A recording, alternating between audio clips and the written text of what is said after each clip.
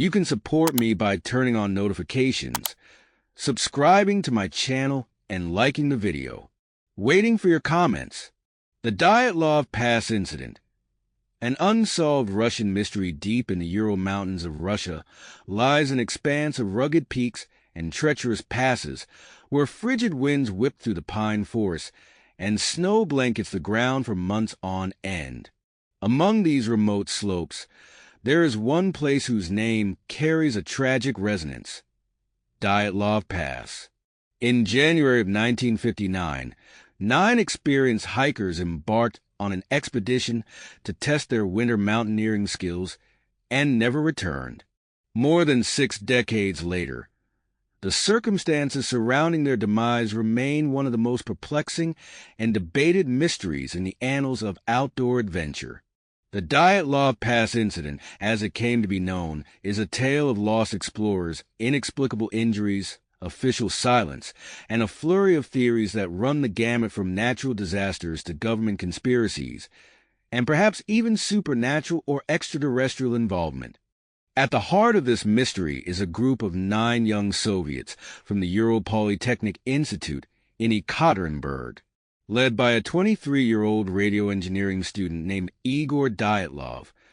The expedition comprised 8 men and 2 women initially, though one member, Yuri Yudin, would turn back early due to health issues, escaping what would become a doomed venture.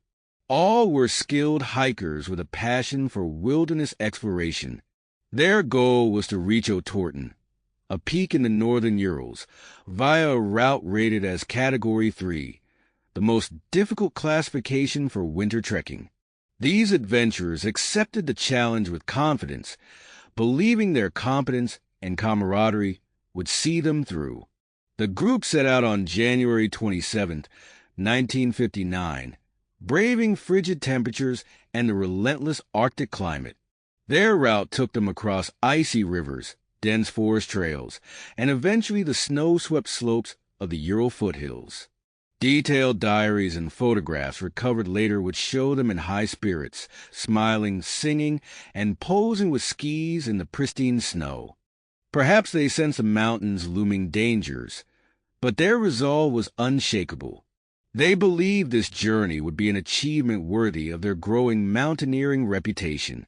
None could have foreseen the calamity that awaited them beyond the ridgeline. The last known camp setup occurred on January 31st at the foot of the Kolit mountain. The party aimed to cross this pass the following day, but a fierce snowstorm struck, and they apparently lost their bearings, traveling off course toward the slope of Kolit. Rather than retracing their steps, they chose to camp there on the mountainside, a decision that has intrigued investigators ever since. Why would they pitch their tent on an exposed slope instead of seeking the forested area a mile down where natural shelter existed? Some speculate Dyatlov wanted to practice camping on a slope for the challenge, or perhaps they lost too much daylight to descend safely. When the group failed to return on schedule, families and friends grew alarmed. By February 20th, search parties, including volunteer students, local Mansi hunters, and the Soviet military, were mobilized. Using planes and helicopters, they scoured the mountainous region. On February 26, the searchers found the group's torn and abandoned tent on the slope of Kolit. The scene looked bizarre. The tent was half-collapsed, partially buried in snow, and ominously, it had been cut open from the inside. The occupants' belongings were left behind. Boots, clothing, and equipment scattered as though they had fled in haste. Investigators noted footprints in the snow, some barefoot or in socks alone, leading away from the tent, descending the slope toward the tree-line. It was as if something so terrifying had occurred that they had no time to properly dress or gather gear, despite near-zero temperatures. Further down, at the forest edge about a kilometer away, the first bodies were discovered beneath a large cedar. These were Yuri Krivonischenko and Yuri Doroshenko, clad only in underwear, apparently having tried to light a small fire. Broken branches extended up the cedar to a height of 5 meters, suggesting someone might have climbed in a desperate attempt either to look back at the tent or to escape something. The site offered haunting hints of a chaotic night. Nearby, searchers found 3 more bodies. Dyatlov himself, Zina Kolmogorova, and Rustam Slobodin, scattered at different distances between the cedar and the tent, as if they had been heading back when they succumbed to cold or injuries. It took over 2 months before the last 4 bodies, those of Alexander Kolevatov, Semyon Zolotaryov, Nikolai Thibault-Brignol, and Ludmila Dubanina, were found deeper in the woods in a ravine. They appear to have built a makeshift snow den or shelter, but their injuries were more severe. Cracked skulls, broken ribs, and in Dubanina's case, the absence of her tongue. The corpses had suffered strange forms of trauma that suggested a force beyond mere hypothermia. Adding to the eerie nature, some accounts reported traces of radioactivity on their clothes, though the levels were later described as low or mildly above normal. Government investigators concluded, rather vaguely, that the group died from a compelling natural force, which they never fully identified. Rumors erupted. Could an avalanche have driven them to slash the tent and flee in panic? But the slope showed little sign of an avalanche, and experienced climbers likely would have recognized the signs.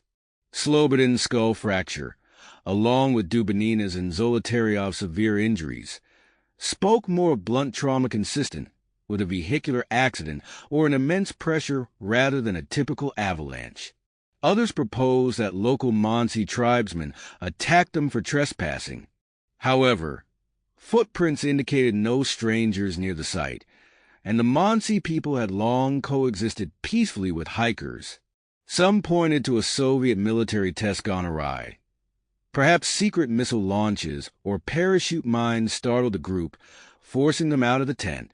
Indeed, some local residents mentioned sightings of strange orange orbs in the sky around that time, fueling speculation about rocket debris or experimental weapons. More fantastical theories abound. Some claim a Yeti or other cryptid spooked or attacked the campers.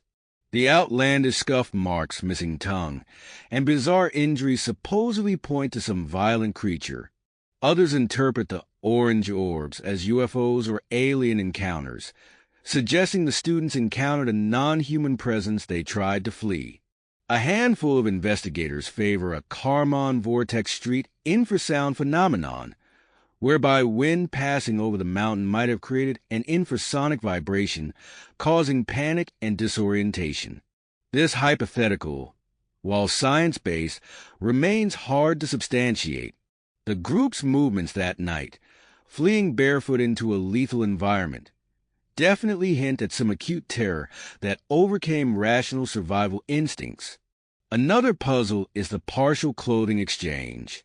Some of the hikers wore scraps of clothing belonging to others, as if they had scavenged garments off the earlier victims in a desperate attempt to survive. This phenomenon, known as paradoxical undressing, occurs in extreme hypothermia, when victims may feel burning warmth and strip off clothes. But in some accounts, the layering of the clothes is more organized than one would expect from confused individuals near death. Similarly, the question of how Dubanina lost her tongue lingers. Some investigators say it was likely scavenging animals or natural decomposition in the ravine's flowing water. Others see it as a sinister clue of something more dreadful at play. The Soviet authorities, after investigating for a few months, abruptly closed the case, officially citing that the hikers succumbed to an unknown and compelling force.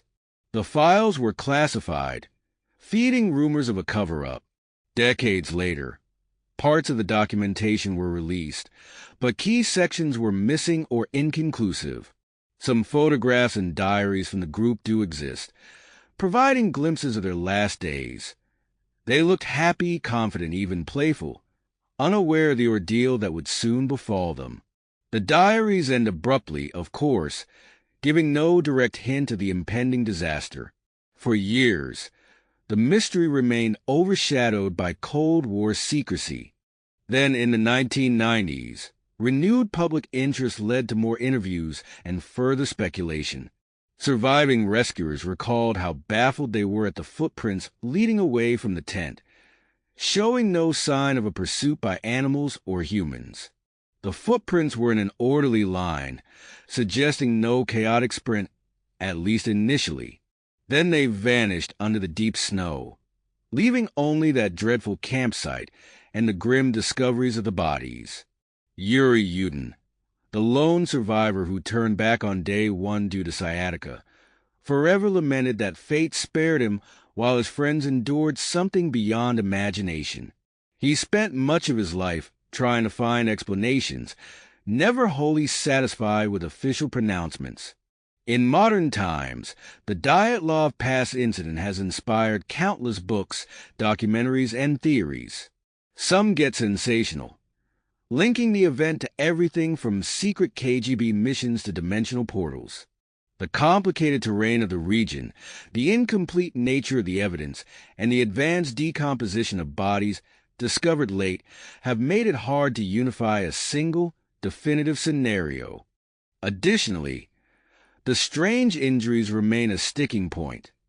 For example, the Beau Brignol's skull fracture and Dubinina's broken ribs seemed far too severe for a typical slip-and-fall, yet they displayed no external wounds consistent with assault.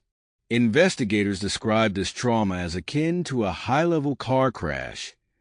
In 2019, the Russian authorities officially reopened the investigation, stating they would only consider natural causes, such as avalanches, snow slabs, or hurricanes.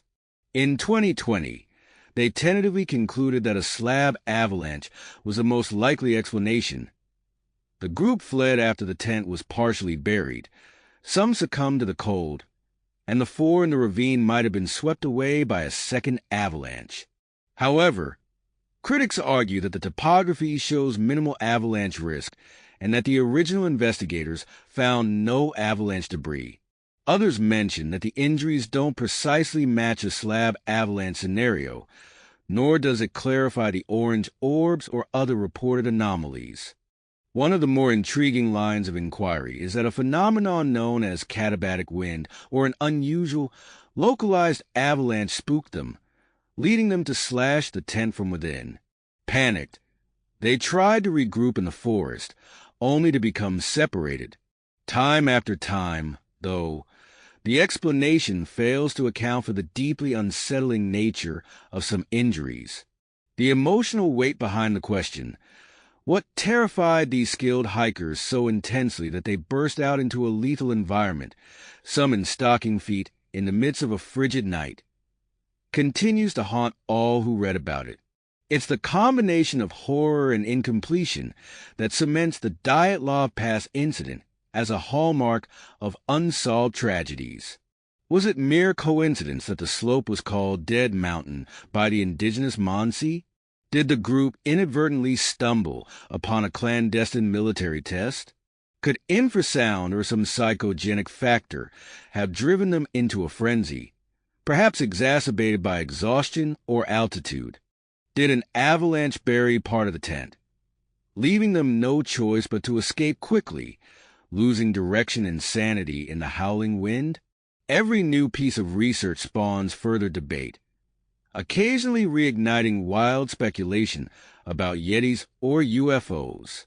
In a sense, the Dyatlov Pass remains stuck in a twilight zone of partial truths. We know how the hikers set up camp, how they ran for their lives that night, and how their remains were found. But the driving force behind their final actions remains elusive. Even advanced forensic or ballistic tests on the clothing, or re-examinations of the diaries, have not delivered a conclusive revelation. Each official statement only fuels more skepticism, ironically feeding the very conspiracies they seek to dismiss. Meanwhile, travelers still journey to that region, paying respects at memorials erected in memory of the 9 lost souls. The pass itself is named after Dyatlov, ensuring the group's story persists in both local and global consciousness. Ultimately, the Dyatlov Pass Incident compels us because it's a riddle of raw terror in a nearly uninhabited place. 9 young, capable individuals undone by something unstoppable and unseen. Their footprints, their torn tent, their inexplicable injuries, like fragments of a puzzle missing a key piece. The cruelty of the environment was undoubtedly a factor, but the abruptness of their demise and the baffling details transcend a simple cautionary tale about winter trekking. Instead, it stands as a reminder that nature can harbor enigmas we can't always unravel. Our longing for closure persists, as does our fascination with the possibility that an unknown menace or phenomenon lurks behind the cold statistics of an official file.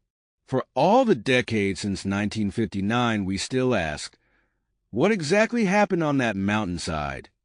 Maybe the truth is more mundane than we expect, buried under layers of incomplete data and sensational hearsay. Perhaps advanced avalanche modeling or environmental data could eventually point to a plausible explanation that matches all the known evidence. Or maybe the final piece of the puzzle lies in a lost diary entry or an undisclosed military document locked in a Russian archive. For now, we are left to weigh the official conclusions against an ocean of speculation. People around the world continue to puzzle over this tragic story, drawn in by the question of how 9 skilled hikers could fall victim to such a strange and seemingly violent end. The Dyatlov Pass Incident remains an intersection of heartbreak, rumor, and unrelenting mystery, an enigma that no avalanche theory, no cryptid story, no clandestine operation rumor has ever fully dispelled. Whether it's a quirk of nature or something far more bizarre, the past keeps its secrets, waiting for someone to finally uncover the answer.